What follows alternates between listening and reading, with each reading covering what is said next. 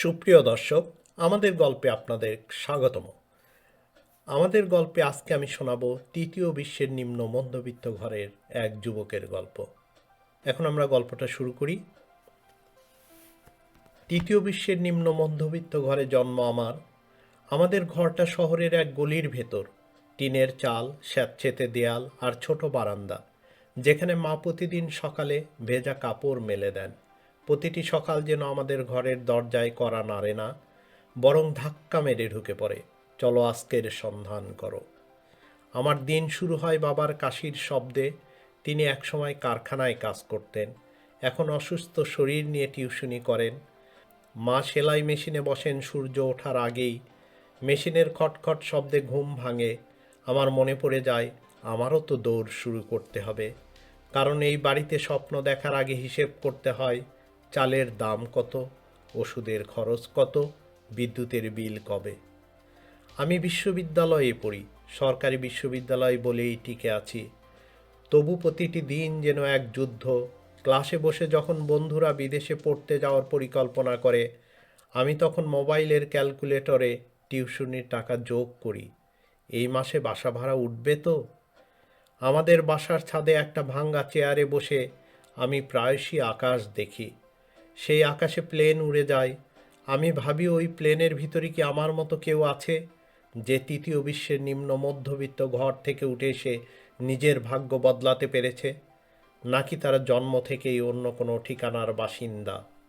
একদিন বিকেলে টিউশনি থেকে ফিরছিলাম, পকেটে মাত্র 50 টাকা। বাসে উঠব নাকি হেঁটে যাব এই হিসাব করছি। ঠিক তখন রাস্তায় দেখি এক ছোট্ট ছেলে বই বিক্রি করছে। তার গায়ে মলিন শার্ট, চোখে অদ্ভুত দৃঢ়তা। সে আমাকে বলল, ভাইয়া একটা বই নেন না, আজকে একটা বই বিক্রি না হলে বাসায় ভাত হবে না। আমি থমকে গেলাম। নিজের ভেতরেই যেন আয়না দেখলাম। আমার সকাল যেমন আমাকে তাড়িয়ে ফিরে, তার সকালও তেমনি তাকে ঠেলে দিয়েছে রাস্তায়। 50 টাকার মধ্যে 30 টাকা দিয়ে বইটা কিনলাম। বাসে না উঠে হেঁটে বাড়ি ফিরলাম। সেই রাতে বইটা খুলে দেখি ভেতরে লেখা, স্বপ্ন দেখতে টাকা লাগে না, সাহস লাগে। হয়তো বইটা পুরনো, হয়তো বাক্যটা ক্লিশে, কিন্তু সেদিন যেন কথাটা নতুন করে জন্ম নিল আমার ঘরে। আমি বুঝলাম আমাদের নিম্ন মধ্যবিত্ত জীবনের সবচেয়ে বড় ট্র্যাজেডি দারিদ্র্য নয়, বরং ভয়। আমরা ভয় পাই বড় স্বপ্ন দেখতে, ভয় পাই ব্যর্থ হতে, ভয় পাই সমাজের ঠাট্টা তামাশা। তাই প্রতিটি সকাল আমাদের সম্বোধন না করে তাড়িয়ে দেয়, কারণ আমরা নিজেরাই তাকে স্বাগত জানাতে ভয় পাই। পরদিন ভোরে ছাদে দাঁড়িয়ে সূর্য উঠতে দেখলাম। অনেকদিন পর মনে হলো সকালটা শুধু চাপ নয়, একটা সম্ভাবনাও।